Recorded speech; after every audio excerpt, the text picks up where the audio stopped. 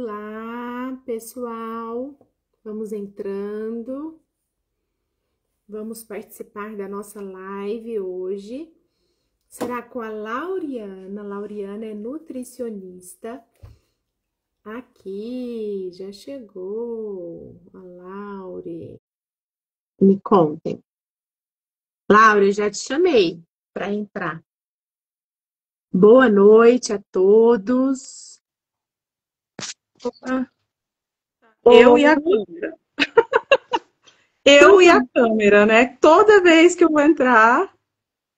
E eu aqui com o Bluetooth, que esse Bluetooth ele sai na hora que eu... Não sei o que acontece. Pois Usando... é, eu tô tentando aqui achar um filtro para não ficar com cara estranha. Agora sim, estou maquiada, bronzeada e pronto. É isso aí. Obrigada, Laure, por você estar aqui. Vamos fazer uma live, conversar bastante. Obrigada a todos que estão aqui. Se apresente, por favor. Bom, gente, eu sou Lauriana, sou nutricionista, trabalho com diversos pacientes da doutora Juliana e de outros grandes colegas da área médica.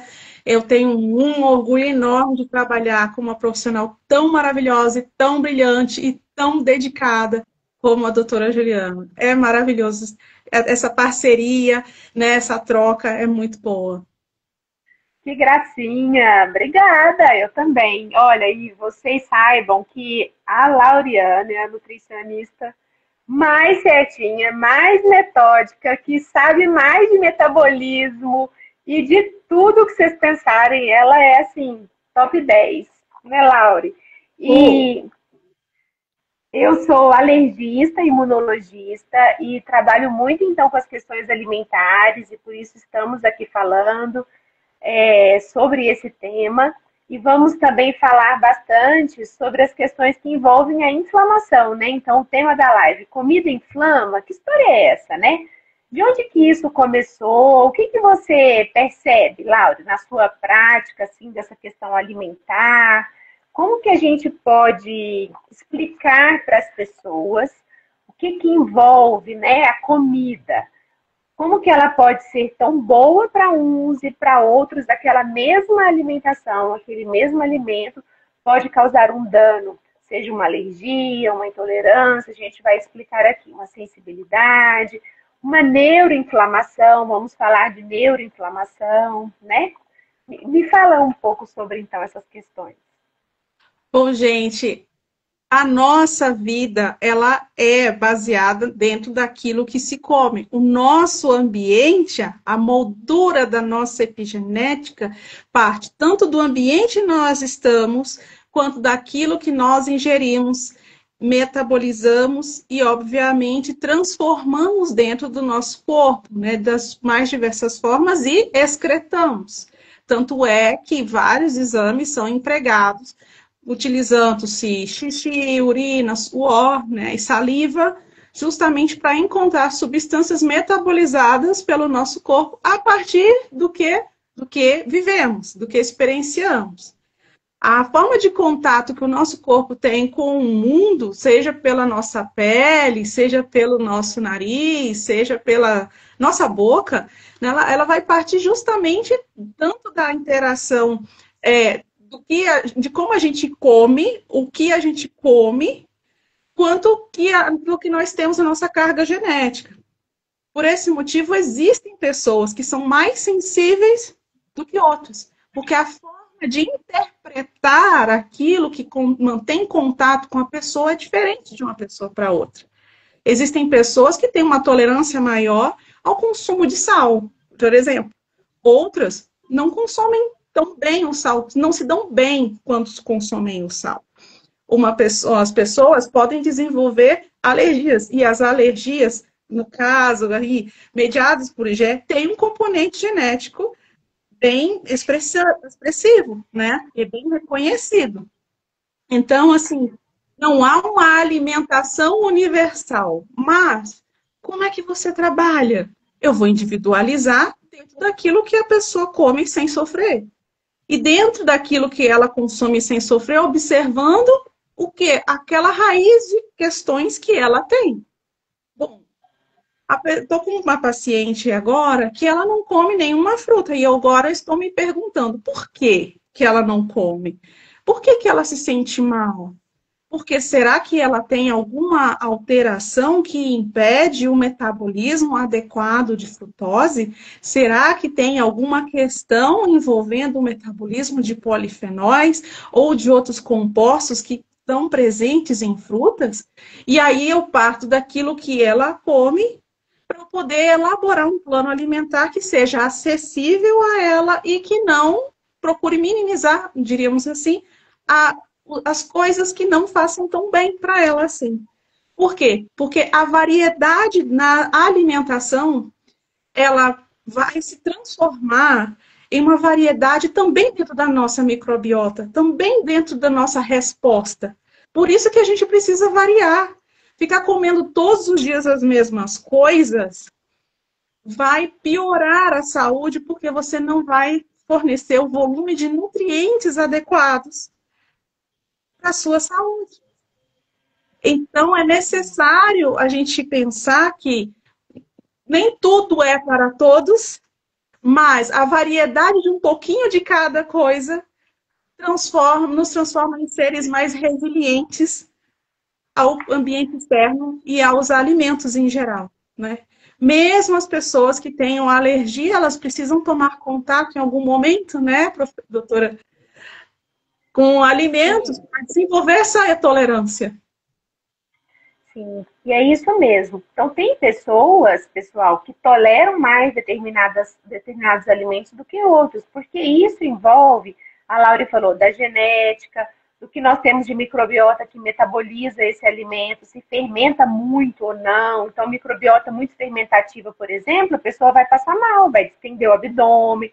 Dessa distensão do abdômen pode começar um refluxo, pode começar um excesso de bactérias que são fermentadoras e causam mal-estar, causam uma dor de cabeça naquele paciente. Igual a Laura falou, às vezes a pessoa não consegue detoxificar, eliminar aqueles compostos, né? Daquele nutriente que, apesar de ser bom, para aquela genética não está sendo bom. Às vezes sobrecarrega o fígado, às vezes leva a um sintoma. Às vezes aquela pessoa tem uma permeabilidade intestinal aumentada. Então, se ela tem o intestino mais vazado, perdeu o filtro, essa barreira importante do intestino, o sistema imunológico começa a enxergar aquele alimento que, apesar de bom, começa a ser um agressor, porque não era para entrar ali de qualquer forma. Por exemplo, o processo da digestão, ele é um processo de quebra do nutriente, né? Uma proteína, por exemplo, grande, um colar de pérolas. Se ficam 3 pérolas e entre essa barreira intestinal está rompida, o sistema imunológico detesta aquilo, não tem a chave, a fechadura para reconhecer. E aí começa um processo contra aquele alimento. Então, essas individualidades, nós profissionais, temos que perceber. E muitas vezes a gente já percebe na história, né, Lauriana? Na história clínica, a gente já pega se tem alimento envolvido, porque tem pacientes que têm sintomas crônicos, lentos, de uma vida, assim, e que a gente não pode menosprezar, né? Então, vamos falar um pouquinho desses sintomas, Laura. O que você mais pega na clínica, assim, com os pacientes que chegam para você? Quais as queixas você fala? Isso aí tem alimento envolvido. Principalmente refluxo gastroesofágico. Esse daí é quase que o dos top one, assim, porque a pessoa ela tem um refluxo muitas vezes mediado por excesso, né, justamente de alimentos que aumentam o influxo de ácido clorídrico ou por hipocloridria. Então, nós temos essas duas situações em que há uma questão comportamental envolvida na fisiopatologia do refluxo. Ai, gente, desculpa, às vezes eu falo muito difícil, mas eu tenho que tentar simplificar. Fala fácil. Então, às vezes a gente tem uma questão de comportamento. Por exemplo, a pessoa não dorme. Tive pacientes que, eu durmo Por volta das 2 da manhã, quando dá umas 7, já é hora de trabalhar, eu fico, bom, peraí, deixa eu ver. 5 horas de sono. Aí eu fico pensando, né? De acordo com a medicina chinesa, a gente tem um monte de coisas para fazer durante o período que estamos em repouso, só que esse corpo não descansou.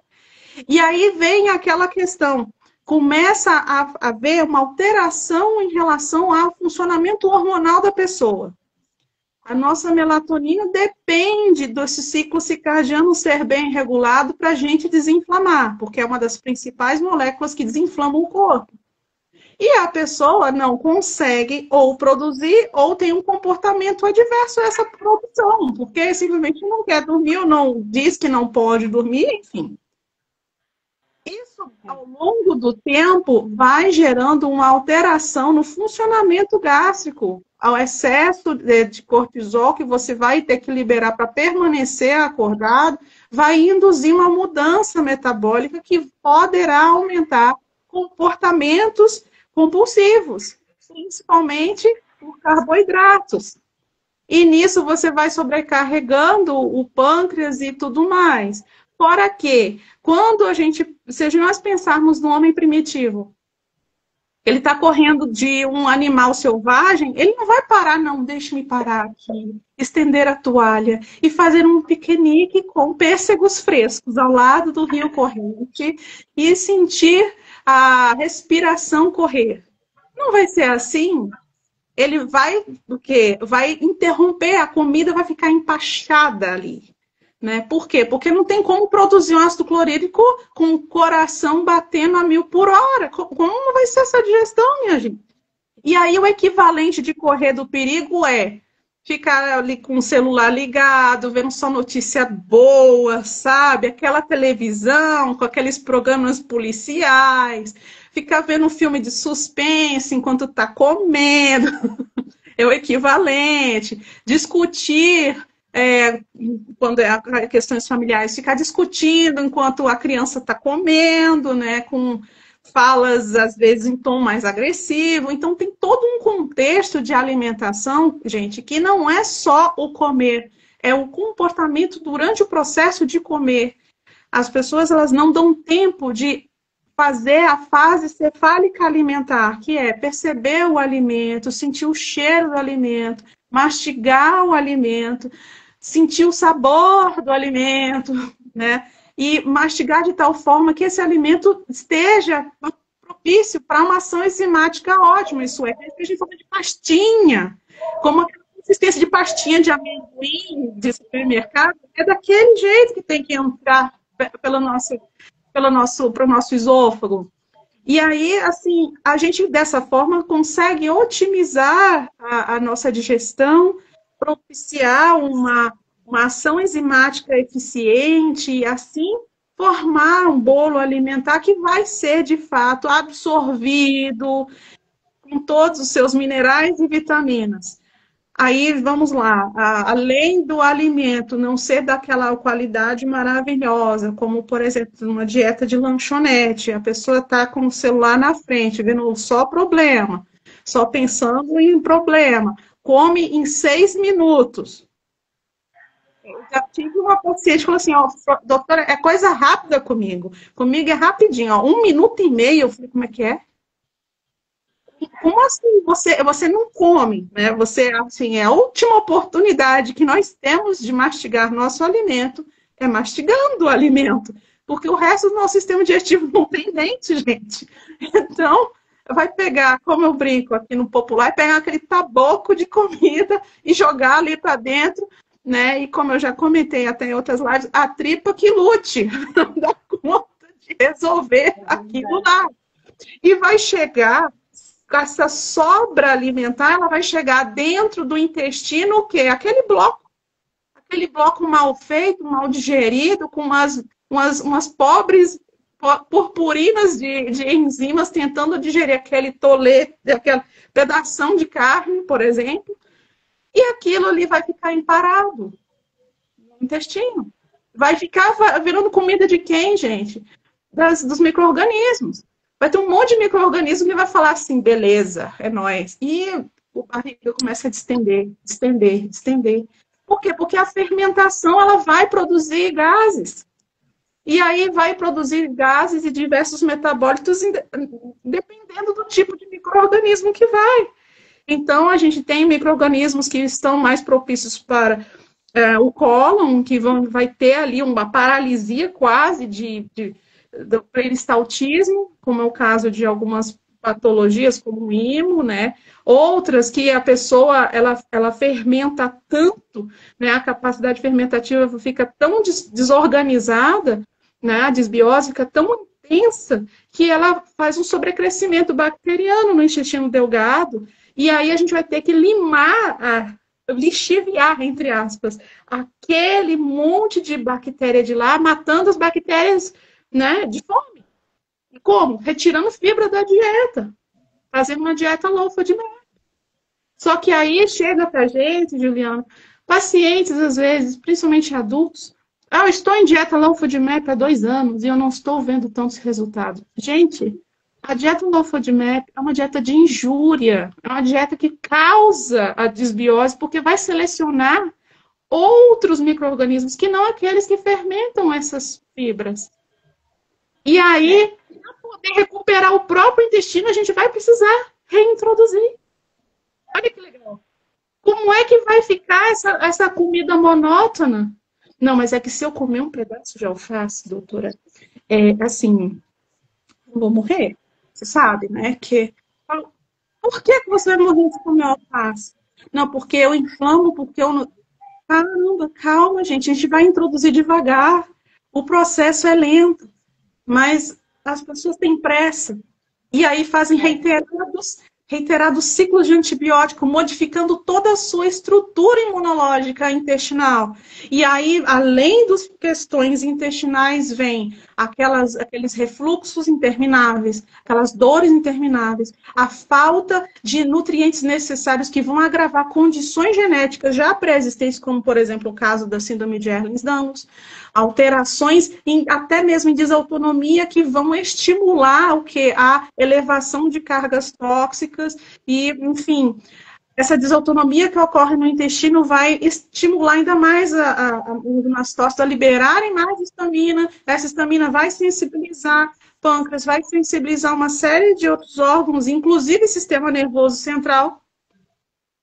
E a pessoa começa a enfrentar uma série de consequências de toda uma cascata de escolhas alimentares que foram feitas ou sem supervisão, ou na tentativa e erro de encontrar um meio termo, sem um racional.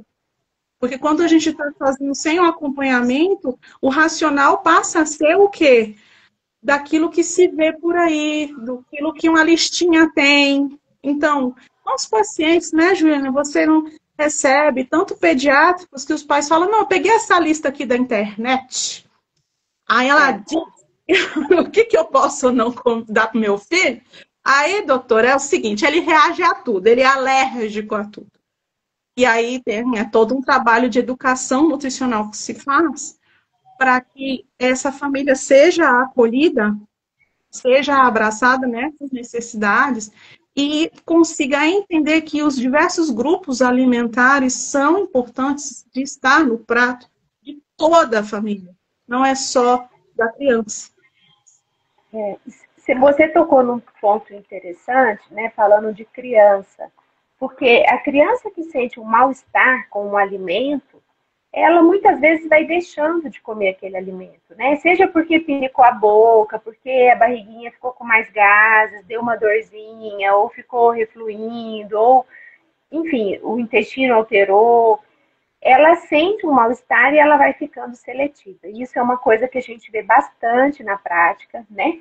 E aí os pais muitas vezes vão comprando alimentos que não são alimentos, são alimentos ultraprocessados, alimentos que a indústria, né, trouxe com muita palatabilidade, muito bonitos, gostosos, né, saborizados e tudo, cheios de aditivos, de conservantes, de corantes, que alteram a nossa microbiota intestinal, como a Laura já falou, e aí vai criando-se um ciclo vicioso. E imagina essa criança seletiva, já está com pouca microbiota intestinal, porque ela fica, igual a Laura falou da dieta dos low FODMAPs, Não é interessante a gente manter uma alimentação assim por um tempo prolongado, porque a gente cria outro problema, que é da seleção da microbiota, que ela precisa ser, igual ela falou, diversa, variada. Então, a gente vai criando um ciclo e diminuindo o muco de proteção dessa barreira intestinal. A microbiota alterada leva ao aumento dessa permeabilidade intestinal. E quem que está ali esperando e olhando tudo que está acontecendo? O sistema imunológico.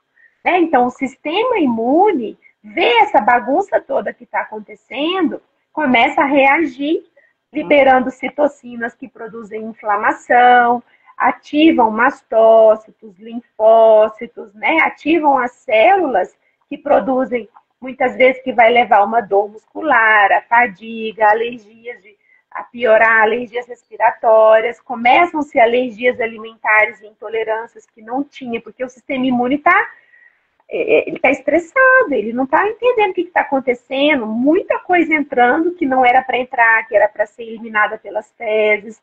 Então, dores de cabeça, dificuldade para emagrecer, extensão, refluxo, alterações de hábito intestinal, tudo isso pode estar acontecendo por um sistema imune em desequilíbrio, que começou lá na mastigação, muitas vezes, como a Lauriana falou, com a falta da mastigação, a falta da percepção no alimento que a gente está comendo e não está prestando atenção nele, um alimento que você está comprando que não é um alimento bom, né? Então, é importante que a gente tenha essa noção para a gente prestar atenção no que entra e como entra, né? E mastigar, ter as funções fisiológicas. Por exemplo, comer à noite, a gente tem que ter muito cuidado também. Porque o ciclo circadiano, como a Lauriana falou, é extremamente importante. Se a gente for querer comer depois de umas 8, 9 da noite, nem todo mundo dá conta. Porque a gente já não tem enzimas digestivas suficientes para fazer aquela digestão, porque para o nosso corpo já era para a gente estar dormindo e repousando. Não é isso, Lauriana? Pois é. É interessante, né? Eu participei esse final de semana mais uma vez, do curso Coropromax com o pessoal do Lemos, lá em São Paulo. Foi muito legal. Eu fiquei até de passar para o pessoal o que aconteceu de interessante por lá, o papel das diversas coisas, né, de novidades que a gente vê, e outras que não são tão novidades assim, mas que a gente sabe, mas enquanto ninguém fala, parece que ninguém sabe. Essas coisas que a gente aprende, assim, enxergando o simples, né? Que é o papel justamente da melatonina auxiliando, né, a desinflamar o intestino. Gente, imagina só, se você bota para dentro de você um alimento ultraprocessado, principalmente, congelado, cheio de aditivos, na hora de dormir, umas 10 horas da noite, por exemplo, às vezes seguido de uma bebida alcoólica, ou seguido de uma porção de carboidratos a mais, porque eu mereço, né? Aquela coisa, né? A comida vira um prêmio, né? Toma aqui um docinho porque você se comportou bem, vamos comer um determinado torta porque hoje é o dia. Gente, o nosso organismo, ele não está preocupado com isso. A produção de rotas de prazer em relação ao meio social, ela precisa ser regrada. Gente, falei isso numa live, não acredito. Pois é. Precisa ser regrada, porque não é possível que em 365 dias por ano a pessoa tenha 365 ou 6 aniversários, festas, churrascos. Né? Então, a questão não é a privação do convívio social ou das situações sociais em que há um ou outro extravasamento. Né? Eu até brinco, que falando como uma velhinha, e agora eu me sinto muito à vontade, dizendo assim, na minha época, né, comer um determinado alimento, como um hambúrguer, uma pizza, era um evento importante. Nossa, hoje é o aniversário de fulano, que é assim, uma pessoa, e nós vamos ao lugar para nós estarmos juntos, né? E quando fazia, por exemplo, as festas de aniversário, não era refrigerante livre, eram 3 garrafinhas de refri ali na mesa e pronto. Hoje você vai no shopping, tem free refill. Coma, beba quanto quiser, coma quanto quiser. Não, aqui a lanchonete é 24 horas. Eu fico pensando, meu Deus, mas 24, por que 24 horas? Para que 24 horas? A pessoa fica 24 horas comendo, assim, e a maior parte da população não é trabalhador noturno para precisar passar numa lanchonete às 3, 2 da manhã para poder se alimentar. Aí você imagina que essa produção enzimática, que ela deveria ser predominantemente diurna para conseguir dar conta do recado, ela fica andando lentamente, a 10 quilômetros por hora, 5 quilômetros por hora, mais propriamente, dentro do estômago, esse monte de alimento parado à noite. E daqui a pouco a pessoa fala, ai, deu refluxo. E o pior, assim, Juliana, que quando a gente pensa em organização de tempo e até mesmo no cenário infantil, a criança ela fica recebendo aquele monte de influência eletrônica até mais tarde, tem dificuldade de adormecer. Ah, mas deve estar com fome. Aí a gente dá a comida para a criança. E aquela questão de refluxo vai se agravando com o passar do tempo. E aí vai falar, não, mas agora a gente corta o tal alimento, a gente corta outro alimento, e está cortando, cortando, cortando, em vez de observar os aspectos comportamentais. Enquanto a gente pensa em refluxo gastroesofágico em relação à alimentação, existem, claro, alimentos que são mais irritantes e que aumentam, né, o afrouxamento de válvula, como, por exemplo, chocolate, nossa. Como, por exemplo, café, entre outros alimentos que são dessa natureza. Às vezes a mãe está amamentando mais ali, ó, mandando brasa no leite achocolatado, porque é o que tem mais fácil. O problema não é necessariamente só o leite, mas a combinação de certas coisas. E quando a gente pega e lê o rótulo do alimento que está sendo ingerido, polissorbato, ciclamato, aspartame e um monte de aditivos que vão sensibilizar a criança, às vezes, por meio da amamentação. Porque da mesma forma, pessoal, que o leite materno ele vai nutrir, ele também vai carregar aquilo que a mãe está comendo. Se em medicação acontece isso, que dirá com o alimento? Não é isso? Então, mas eu só vou tomar um vinhozinho. Só vou tomar uma cervejinha. Como é isso de uma mãe amamentar tomando bebida alcoólica? Vai passar. E aí, assim, outras questões referentes ao próprio metabolismo materno que não foi tratado, condições maternas que não foram tratadas, como, por exemplo, a síndrome fúngica não foi tratada. Quantas mulheres não desenvolvem cândida e essa cândida não é tratada antes de engravidar? E aí ela engravida já num ambiente pró-inflamatório, estimulando vias e rotas que vão sensibilizar ainda mais essa criança. E dependendo da organização genética da criança ali, o que vai acontecer? Essa criança já vai estar responsiva, hiperresponsiva dentro do ambiente pró-inflamatório. Essa hiperresponsividade pode vir acompanhada de uma série de questões, entre elas as hipersensibilidades, inclusive de caráter alimentar. Então, pensar nessa questão, a comida inflama? Depende. Como é que você interpreta a comida que chega até você? Como é que o seu corpo recebe essa comida? E como você está para receber essa comida também? É isso mesmo. E na gestação é muito importante porque essa criança vai vivendo nesse ambiente, né?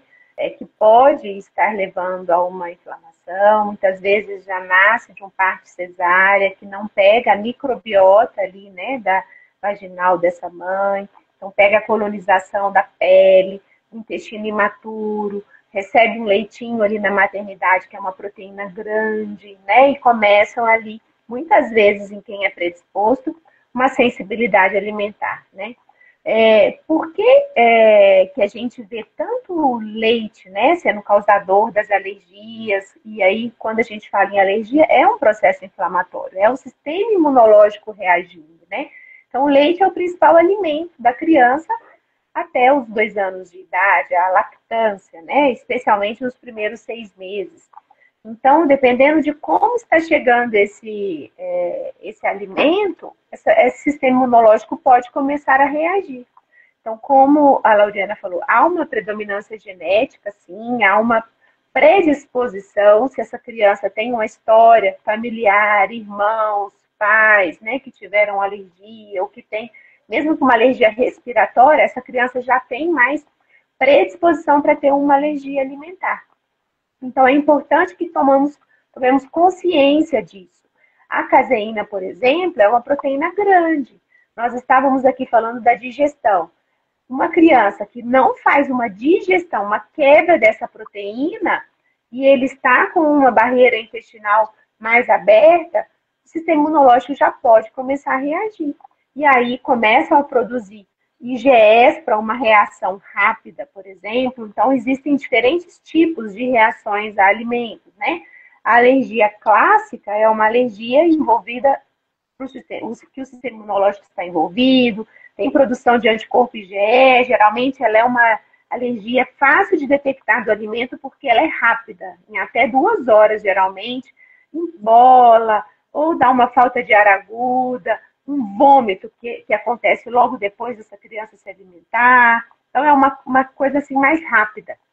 Mas existem também alergias tardias, essas são difíceis, essas causam, às vezes, sintomas gastrointestinais, como um refluxo, como uma cólica exacerbada de um lactente, uma constipação de difícil controle, uma diarreia, né? Então, são quadros de sangramento nas fezes, intolerâncias alimentares que podem acontecer quem não tem envolvimento do sistema imune, como as intolerâncias à lactose, que todo mundo conhece, que aí é uma questão enzimática, como a gente estava falando. A gente precisa das enzimas para quebrar esses alimentos. A histamina, né? Se a gente não tem a enzima DAO suficiente, a aminoxidase, a gente pode não quebrar a histamina e ter mais sintomas que envolvem alergias, também cefaleias, e a gente tem que entender sobre isso, porque nem tudo é uma alergia verdadeira. E aí entra a questão. E tudo isso inflama o corpo no sentido de causar sintomas, né? Então, como a gente fala, às vezes são sintomas lentos, que é uma vida toda com uma fadiga, com dores, com alterações respiratórias, e às vezes você nem está imaginando que isso está vindo do que você come, né? Porque esse alimento, muitas vezes, ele está junto também de aditivos, de agrotóxicos, dessa proteína que às vezes é difícil de digerir. Às vezes esse alimento, ele tem mimetismo molecular com tecidos do nosso corpo, como, por exemplo, o que acontece com o glúten, que ele acha que a tireoide é uma proteína semelhante e às vezes ele não está gostando daquele glúten, ataca a tireoide e faz uma tireoidite de Hashimoto. Então, olha quantas coisas acontecem e a gente precisa ter profissionais atentos e nós estarmos atentos ao nosso corpo, né, Lauriana? Exatamente. E em relação à tireoidite, dali para a doença, identificar no paciente até a doença celíaca é muito comum, né? As duas cursarem no mesmo paciente, porque as vias inflamatórias são muito próximas, né? Embora a genética seja mais específica em relação à doença celíaca, esse é um ponto que vale ressaltar, porque as pessoas estão excluindo muito alimento sem colocar outros alimentos no lugar. Acham que vamos excluir o glúten. Aí vamos pensar assim, um abraço aí, Ju Carneiro. Vamos excluir o glúten, por exemplo. tudo bem. Só que aí a gente tem que pensar, a pessoa que decide de uma hora para outra excluir o glúten, ela iniciava o café da manhã dela comendo creme cracker com requeijão cremoso, depois tinha o bolo do lanche da manhã, junto com os amigos do trabalho, aí vai comer uma lasanha no almoço, no lanche da tarde vai ser uma pizza com os coleguinhas e à noite pode ser o resto da pizza que trouxe de volta para casa do restaurante. Fim. Aí você vira para essa pessoa e fala: agora você vai tirar o glúten. Mas sem fazer uma investigação para a doença celíaca, sem fazer uma avaliação dos hábitos alimentares e expectativas desse paciente. Pensa. Como é que é? Aí, de repente, a pessoa tira tudo de uma vez, começa a ter dor de cabeça, desânimo, mal-estar, vontade de sair correndo. Por quê, gente? Porque os alimentos, eles têm efeito em sistema nervoso central, principalmente glúten e leite, como já foi documentado, caseomorfinas, gluteomorfinas e entre outros alimentos que também têm esses compostos, mas que têm eles em caráter reduzido.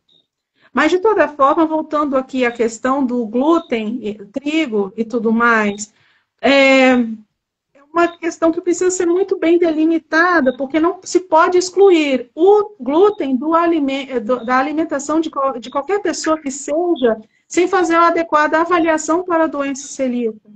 Em alguns episódios, eu faço a solicitação da exclusão do glúten como um teste terapêutico para avaliar como a pessoa está.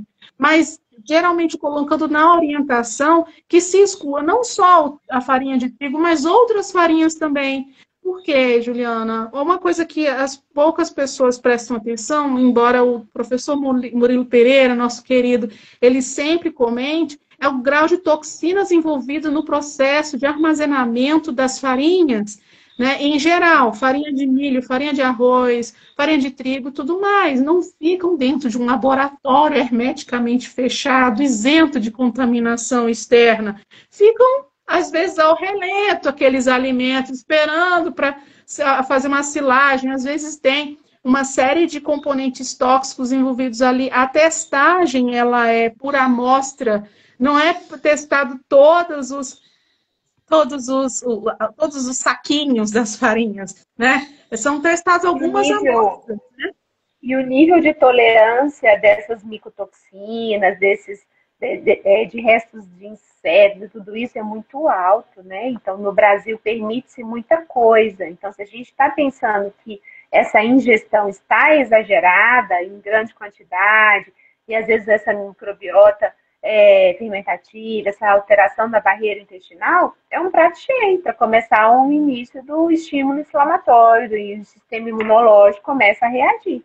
Seja com uma doença e abre aí uma doença autoimune, né? Começam alergias, enfim, tudo isso começa. Altera a barreira também hematoencefálica, que é a barreira, né, que envolve o cérebro.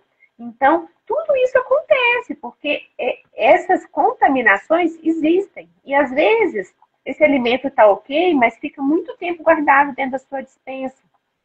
E aí ele se contamina também, né? A nossa população, ela come muita quitanda, né? Muita coisa com farinha. Sim, sim. E, assim, o que me preocupa é que, para contrabalançar essa contaminação que vem também, vem os aditivos.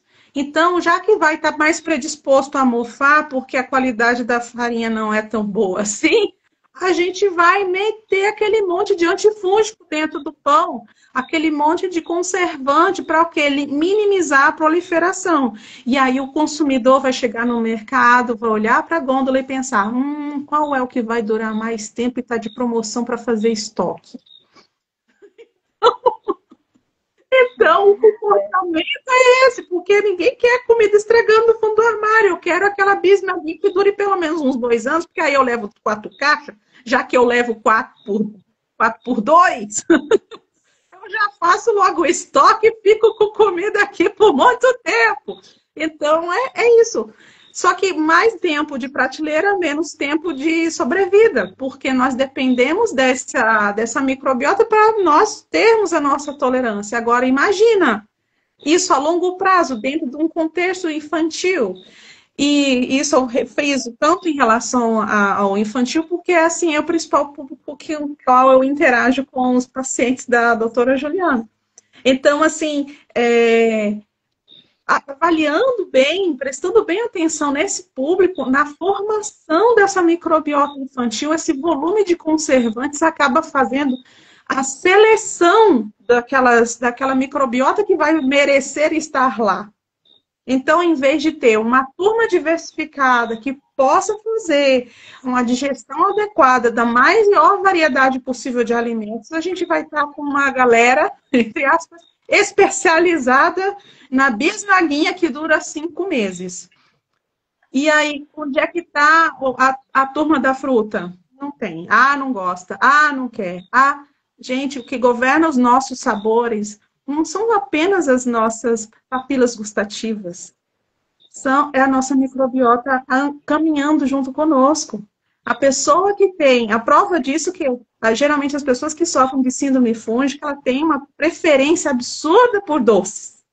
Doce. Carboidrato e o doce. Por quê? Porque tem aquele estímulo. E aí, Juliana, o que me causa mais atenção é que, havendo esse estímulo ao excesso de carboidratos, a gente percebe o quê? Que a flora fúngica ela vai crescendo. Por quê? Porque a gente vai fazer a seleção da microbiota com esses aditivos químicos. E aí elas vão, o morfo, entre aspas, vai crescendo dentro da gente. Quantas vezes a gente não pega, às vezes, um exame cheio de leveduras fecais, por exemplo, né? E quando você vai ver como é a alimentação nossa, é bolo, é pão, é pizza, é biscoitinho, é aquele, e preferência de tudo industrializado, tem pão de prateleira e tudo mais. E aí vão falar assim, não, então agora a gente vai colocar uma fruta. Qual fruta aceita? Ah, doutora, nenhuma. Olha, mas se a senhora pedir um Cheetos, nossa, a gente pega de um de cada cor. Não, a alimentação da minha criança é ótima. Eu falei, beleza, então vamos avaliar o inventário de alimentos. 8 alimentos. 8? Eu falei assim, 8. De uma lista de quase 90, 8 são aceitos, então a gente vai precisar variar isso. E é um processo que tem que necessariamente envolver a família, e que é o mais difícil. Por quê? Porque como é que você vai estimular uma criança a comer um prato cheio de frutas, verduras, legumes, colorido, como em tese deveria ocorrer com o entregador de pizza batendo no interfone? É complexo. O acesso ao alimento hoje está muito fácil, né? E a praticidade do dia a dia que está levando a esses hábitos e que as pessoas não estão percebendo que é uma das grandes formas do adoecimento, né? Do adoecimento da criança, do jovem, do adulto, do idoso, essa polimedicação, né? Então, a gente precisa falar sobre isso e é isso que estamos fazendo aqui, né? A Marilene, muito querida Marilene, perguntou sobre a relação do alimento com dermatite seborreica, com prurido no ouvido, com a dermatite no ouvido, com a dermatite perioral. Pode ter muita relação, sim, né, Lauriana, com o alimento, alimentos que potencialmente estão fazendo mal para aquele paciente. Muitas vezes esses têm relação com o fungo, essas dermatites de ouvido, a dermatite seborreica. Então, o fungo, que é um alimento que sobrevive, né, nessa microbiota que está recebendo muito carboidrato, muito doce, ele se ativa naquele paciente na pele. E isso é muito comum, a gente vê muita caspinha, né, também. Sim. A língua branca é outro sintoma, né? Uma hipoglicemia, às vezes, à noite. Às vezes, esse paciente acorda no meio da noite, né, suando frio também, não percebe. Às vezes, é essa questão do fungo. Fala mais sobre o fungo aí pra gente, Laura. Porque nossas barreiras, elas são diversas, como eu havia comentado no início da live. Nós temos a pele, o nariz, a boca, todo o nosso trato gastrointestinal, órgãos genitais, enfim. Ali todos nós temos microbiota. Como nós vamos alimentar a nossa microbiota? Se essa microbiota ela recebe uma carga de carboidratos muito elevada, é óbvio que quem vai digerir esses alimentos vai ter preferência na fila.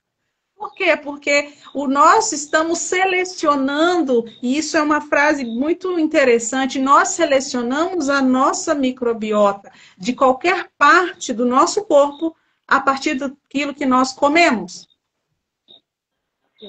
Então, a doutora Juliana vai lá, vamos resolver essa alergia. Aí passa a pomada, passa o corticoide, passa tudo. Mas aí, no momento que o paciente sai do consultório, passa na padaria e leva aquele pudim de leite condensado. Dali a uma semana, estourando. A doutora não adiantou. Não adiantou. Voltou tudo, acho que tá até pior, tá resistente, hein? Porque, gente, você tá dando o remédio para acabar com um problema que tá aparente, mas a causa de fundo não está sendo tratada. Como é que vai se regular? É o eixo intestino-pele. Se a pele tá legal, o intestino também vai refletir isso. A nossa homeostase, nosso equilíbrio interno vai se refletir em vários aspectos. Tem vários pacientes que falam, mas quando eu comecei o tratamento com você, a minha pele ficou tão boa, meu cabelo que estava uma palha ficou bom. Eu falei assim, não, te contar. Se você comer fruta, verdura, legume variado, parar de se estressar, desligar o interruptor dos problemas depois que o sol se põe, de repente você começa a ter mais saúde, inclusive na sua pele. Olha. E aí as pessoas querem o creme mágico, querem o skincare da moda. Sabe qual é o melhor skincare? Água. Beba água. Beba água, coma adequadamente, coloque horários para ter suas refeições, dormir, acordar, não ligar o celular na hora que está mastigando para resolver problema, porque a hora de resolver problema não é na hora da refeição. E por aí vai. É isso mesmo. E vamos falar um pouquinho da neuroinflamação, que você trabalha tanto, né? Como que você chegou aí a essa expertise de trabalhar muito com a neuroinflamação? Eu sei que a nutrição veio como uma segunda formação para você, né? E como você vê essa questão da inflamação, desse eixo, a gente falou agora do eixo intestino-pele, do eixo intestino-cérebro.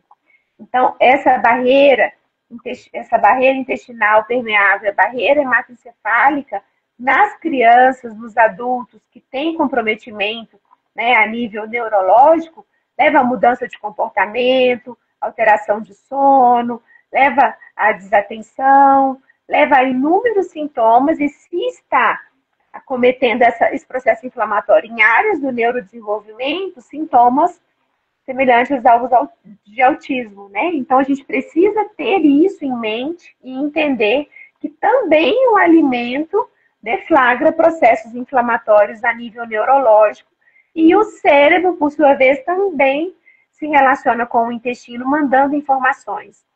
E fala um pouco, então, sobre isso, Laura, e como que você chegou nessa atuação aí muito com crianças atípicas. Bom, eu sempre fui muito curiosa na parte de alterações neuropsiquiátricas, né?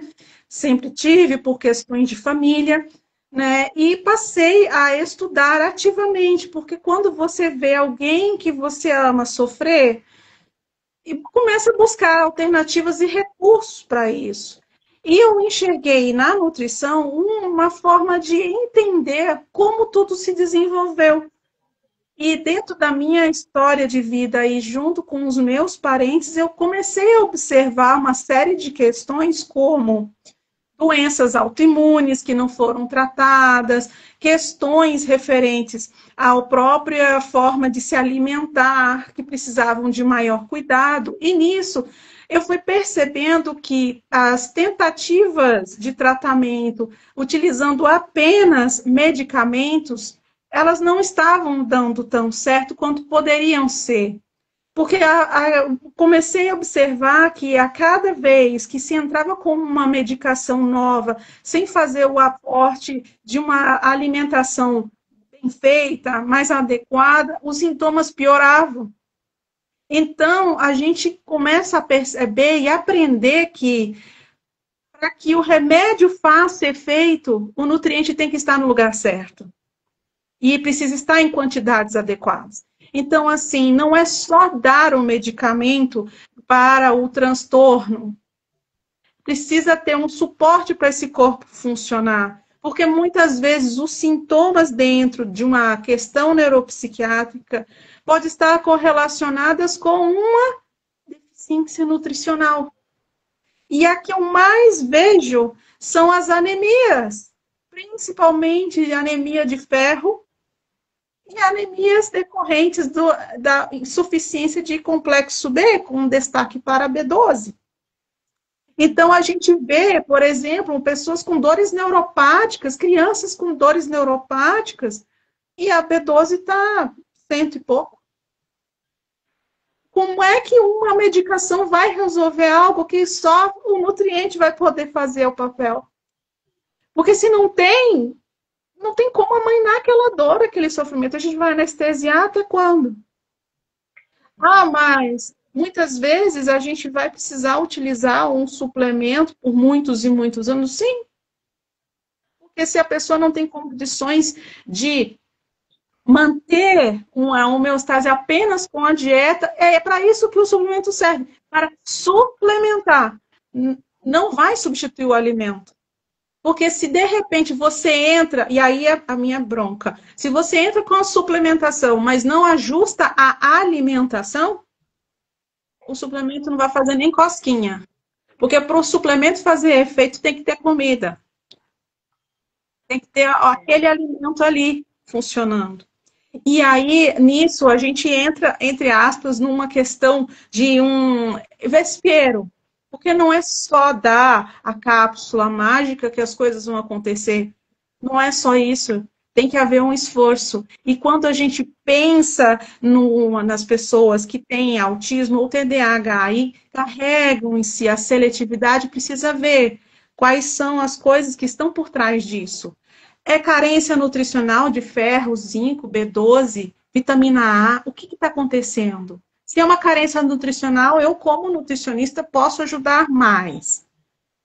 Mas, às vezes, a carência é tão grande, mas tão grande que eu preciso do apoio de um médico para que possa ser feito o tratamento por vias que eu não posso administrar, como, por exemplo, endovenoso, intramuscular. Né? E aí eu encaminho o paciente, eu falo assim, olha, converse com o médico assistente para avaliar a possibilidade de fazer a suplementação na via adequada. Porque eu, como nutricionista, não tenho capacidade de prescrever e administrar medicamentos endovenosos ou intramusculares. Ok? Então, eu preciso disso. E as carências nutricionais na população que tem alterações neuropsiquiátricas, elas são muito grandes.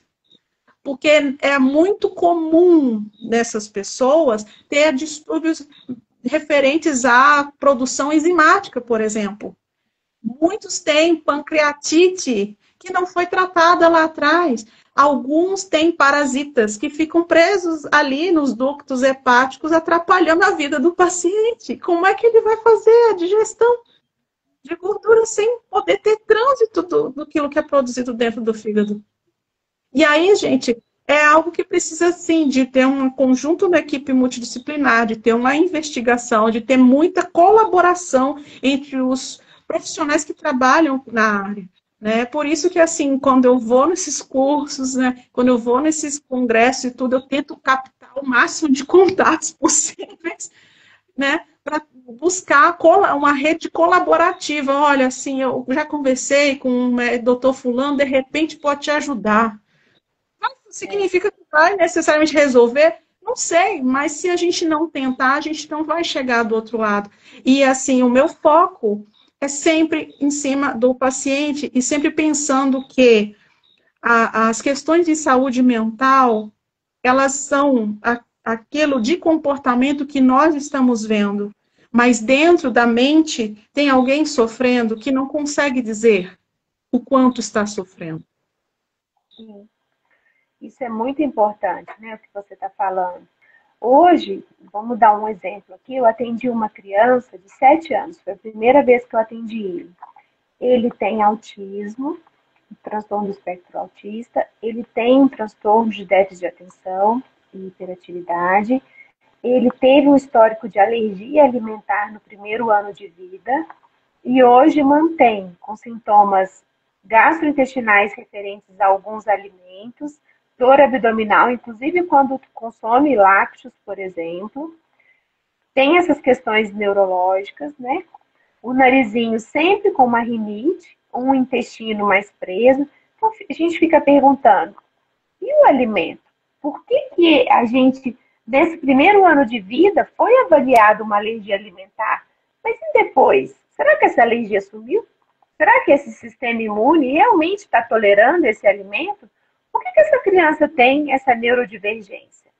2 diagnósticos, usando já medicamento controlado, ninguém parou para olhar os déficits nutricionais, essa questão enzimática que a gente consegue ver num coprológico, orientar a alimentação, investigar, fazer uma retirada e depois uma reexposição, corrigir o que precisa ser corrigido. Então, assim, são muitas as questões que precisam ser avaliadas, né? E a gente sabe que nessas crianças com neurodivergência, existe mais alergia alimentar persistente, existe mais alteração de barreira intestinal, existe mais inflamação.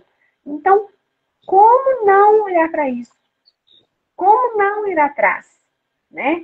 Então, é muito importante que a gente tome consciência dessas coisas, porque às vezes o jeito que aquele alimento teve de modificar os sintomas, de não ser do mesmo jeito que era lá no primeiro ano de vida, não quer dizer que ainda não esteja acontecendo.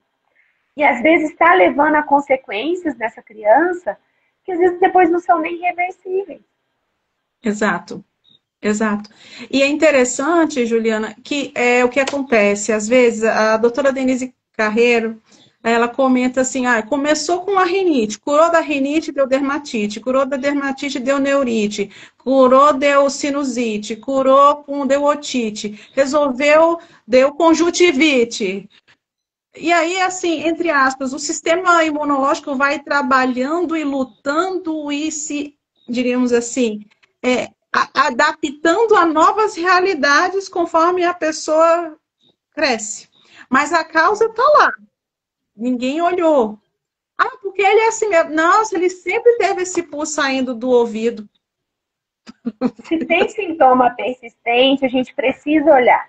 Tem causa aí, tem algo por trás. Então, fiquem atentos. Sintoma que vem acontecendo de forma frequente, mesmo que ele mude o jeito, às vezes você não tem essa ideia que pode ser uma hora na pele, outra hora no cérebro, outra hora no pulmão, outra hora no nariz, outra hora em trato gastrointestinal, mas isso existe sim.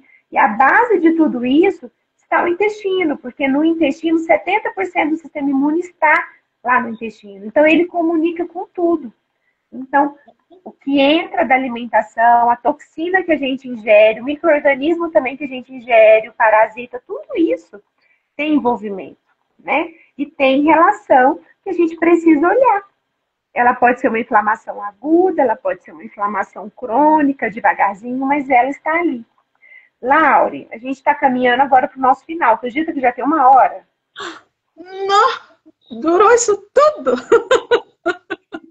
Vamos falar agora o que a gente faz, né? Quais as estratégias, assim, se a gente vê já numa anamnese, né, que tem algo ali alimentar, quais as estratégias você costuma fazer? Eu também vou falar as minhas, exames, para a gente fechar e ajudar as pessoas que estão aqui nos assistindo. E é isso aí. Bom, o que a gente pode fazer? Procurar variar ao máximo dentro do grupo alimentar que é aceito. Exemplo, a criança gosta de comer arroz. Experimenta dar um arroz preto, arroz vermelho, arroz integral, arroz de diversos tipos e cores. Experimentar colocar chás naturais dentro para cozinhar os alimentos. Mas que são chás naturais? Chá de coentro, chá de salsinha, chá de cebolinha, chá de temperos naturais, temperos comuns da vovó. Esses ajudam muito. Outra situação também, gosta de feijão? Procurar variar o tipo de feijão, né? Gosta da batatinha? Também. Gosta do brócolis? Procurar mudar o estilo, preparação, a forma de apresentação, ter paciência para apresentar o alimento. Ah, mas isso ele não come, isso ele não aceita. Não aceita enquanto não vê alguém comer e não aceita porque o preparo não está do agrado, mas à medida que passar o tempo, pode passar a ser. E outra questão, não exigir muito a pressa nessa aceitação, né? Porque eu vejo que às vezes os pais se esforçam para chegar num determinado limite de, tá comendo de tudo, mas gente, nem a gente consegue comer tudo ao mesmo tempo e o tempo todo estamos afim, né? Se nem nós a gente aceita, por exemplo, eu não gosto muito de palmito amargo do tipo guariroba, não sou muito fã, mas se precisar eu como.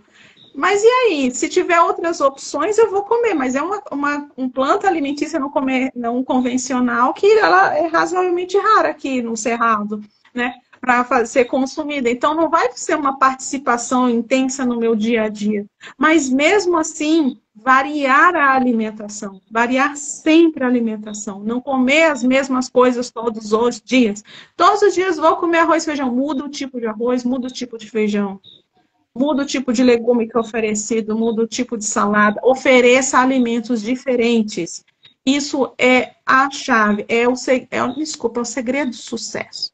Fazer a alimentação, mudar essa alimentação a cada dia. Às vezes, a gente consegue fazer rodízio até mesmo do volume de calorias. Um dia comendo mais, outro dia comendo menos, para fazer o quê? Modificações em referência à forma como o corpo vai trabalhar.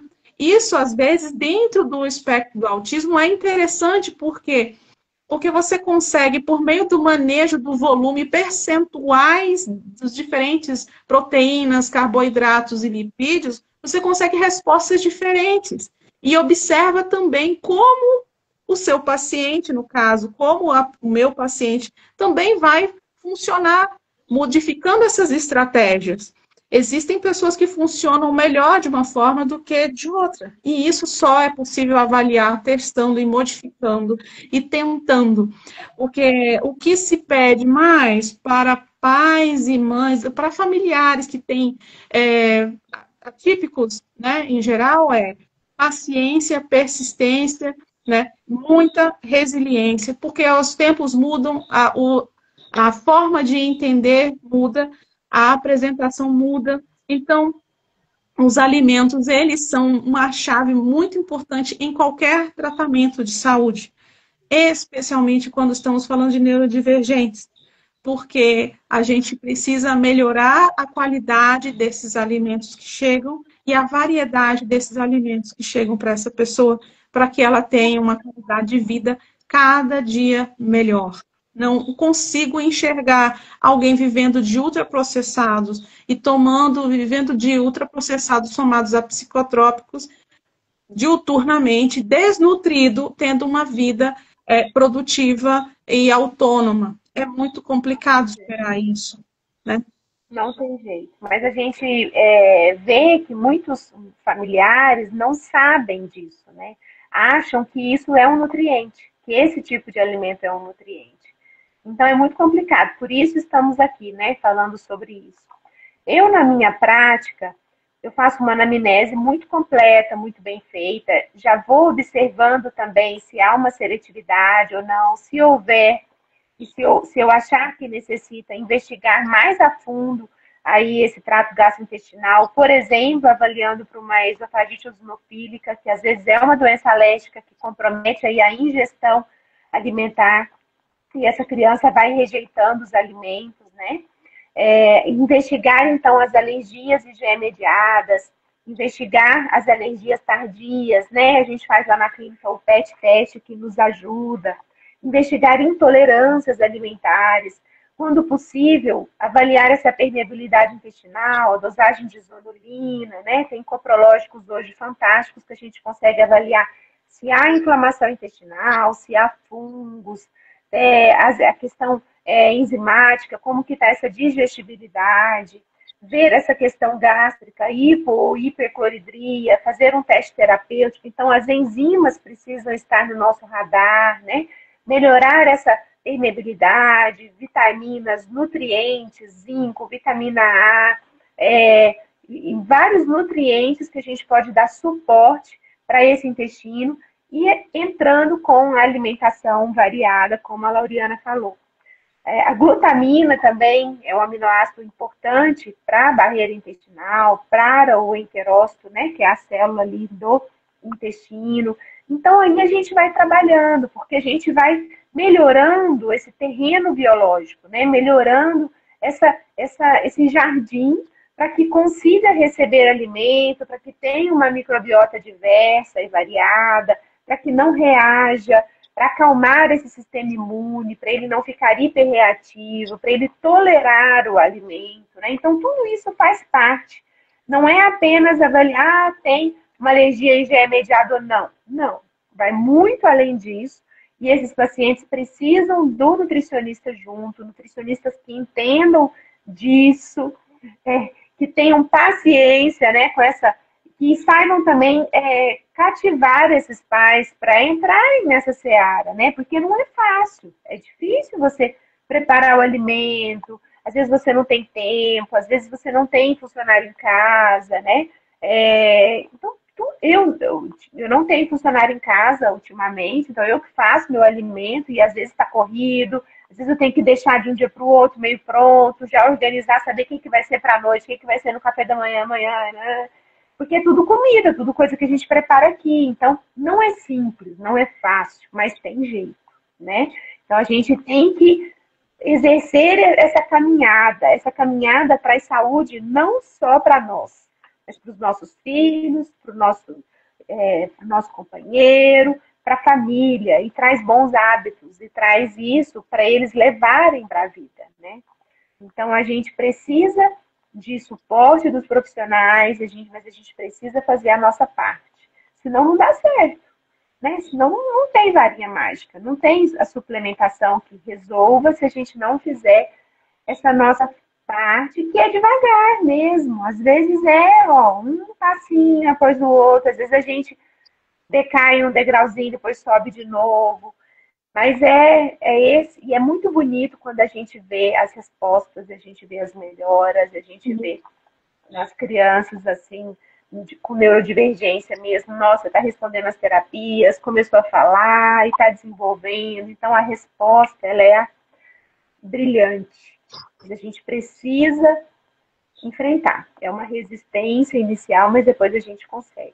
Né? Exatamente, as respostas são o maior motor, né? Porque é uma área complexa, é uma área que exige muito estudo, muita dedicação, muito empenho, e assim, mas ver o resultado do outro lado, ver a família convivendo com uma criança que dorme, que tem resposta, que responde ao próprio nome, que começa a ter uma vida um pouco mais próxima, né, do grau de desenvolvimento das crianças da mesma idade, né, é muito, muito bom, enche o coraçãozinho da gente, deixa a gente com a alminha mais quentinha, e isso, sei lá, Juliana, isso é muito inspirador para nós, sabe?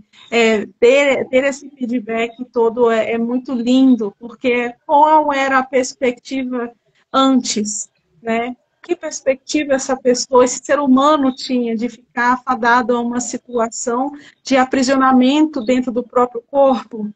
E olha que incrível a gente ter a oportunidade de buscar, ao menos, uma alternativa que seja condizente com a fisiologia. Não é algo, não é varinha mágica isso, né? A nutrição, ela sozinha não vai fazer todo né, uma revolução, mas muito pode ser melhorado. E é atrás dessa melhora considerável que deve haver o incentivo ao tratamento.